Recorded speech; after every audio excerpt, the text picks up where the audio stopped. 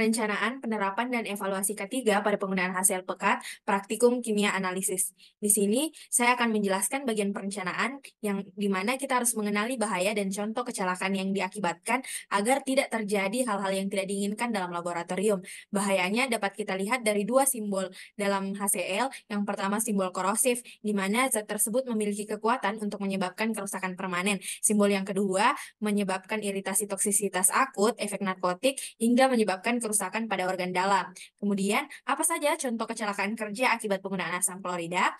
Ada 5. Yang pertama, tumpahan asam. Yang kedua, paparan inhalasi, reaksi kimia yang tidak terkendali, kontak langsung dengan kulit atau mata, sehingga menyebabkan terjadinya kebakaran. Penerapan ketiga dalam penggunaan hasil pada praktikum kimia analisis. Berikut ini adalah contoh penerapan dan keselamatan kerja atau ketiga pada asam klorida. Yang pertama, identifikasi bahaya. Contoh penerapannya yaitu tinjau data keamanan bahan untuk memahami karakteristik kimia dan bahaya asam pekat.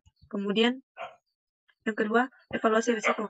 Pertimbangkan kemungkinan paparan, metode penggunaan, dan potensi konsekuensi kecelakaan. Kemudian yang ketiga, pengendalian risiko.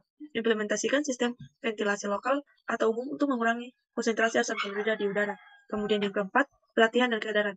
Tingkatkan kesadaran akan tanda bahaya dan tingkatkan pencegahan yang harus penanganan dan penyimpanan yang aman. Gunakan wadah penyimpanan yang sesuai dengan sifat korosif asam klorida pekat. Kemudian yang keenam, darurat dan tanggap bencana.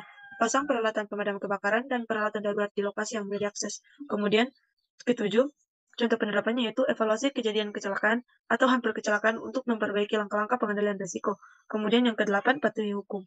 Selalu memperbaharui perencanaan ketiga sesuai dengan perubahan regulasi atau teknologi. Evaluasi ketiga dari kejadian bahaya asam klorida pekat. Yang pertama, identifikasi kejadian penggunaan asam klorida seperti tumpahan, bocoran, dan paparan. Yang kedua, penilaian resiko. Bagaimana tingkat resiko seperti kemungkinan paparan, metode penggunaan, dan potensi kecelakaan. Yang ketiga, analisis penyebab. Faktor-faktor apa saja menyebabkan kejadian tersebut. Keempat, tindakan perbaikan. Bagaimana tindakan perbaikan yang dilakukan untuk mengurangi resiko. Yang kelima, evaluasi. Melakukan evaluasi terhadap tindakan perbaikan apakah sudah efektif. Lalu yang keenam, ada pelaporan dan dokumentasi. Kita melakukan pelaporan terhadap tindakan perbaikan yang dilakukan serta dokumentasinya. Lalu contoh evaluasi kejadian bahaya asam klorida pekat adalah ketika terjadi kebocoran asam klorida pekat di area kerja. Setelah kejadian tersebut, dilakukan evaluasi risiko dan analisis penyebab untuk menentukan faktor-faktor yang menyebabkan kebocoran tersebut. Tindakan perbaikan yang diambil dapat mencakup perbaikan peralatan, perbaikan prosedur kerja, dan pelatihan karyawan.